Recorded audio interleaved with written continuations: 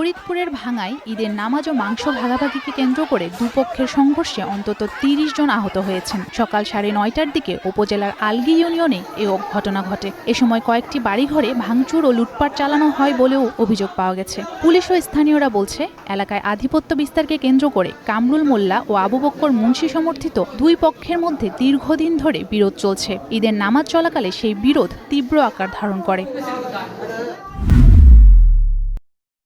ঈদ উল আজহার টানা ছুটিতে পর্যটকদের পদচারণায় মুখর পর্যটন কেন্দ্রগুলো। সবুজ পাহাড়, নীল জলরাশি আর মেঘের ছোঁয়ায় মোড়ানো প্রকৃতির এক অপূর্ব জনপদ রাঙামাটি। পর্যটকরা সেতুর পাশে নৌকা ভাড়া করে নীল জলরাশির সৌন্দর্য উপভোগ করছেন। পর্যটকদের পদচারণায় মুখর বিশ্বের দীর্ঘতম সমুদ্র সৈকত কক্সবাজার। অন্যদিকে জমজমাট হয়ে উঠেছে পটুয়াখালীর কুয়াকাটা সমুদ্র সৈকতও।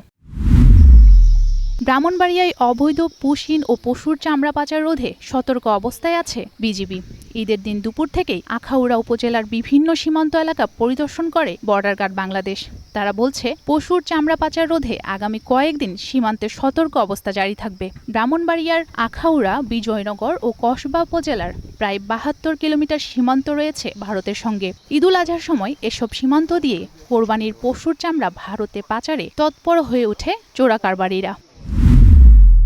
চট্টগ্রাম বহির্নোঙরে একটি তেলবাহী জাহাজে অগ্নিকাণ্ডের ঘটনা ঘটেছে। এমটি মেঘনা ট্রেডার নামে জাহাজটিতে সকাল ৭:৩০টার দিকে আগুন লাগে। আগুন নেভাতে অংশ নেয় কোস্টগার্ডের জাহাজ শ্যামল বাংলা ও বিসিজিটি প্রমত্ত।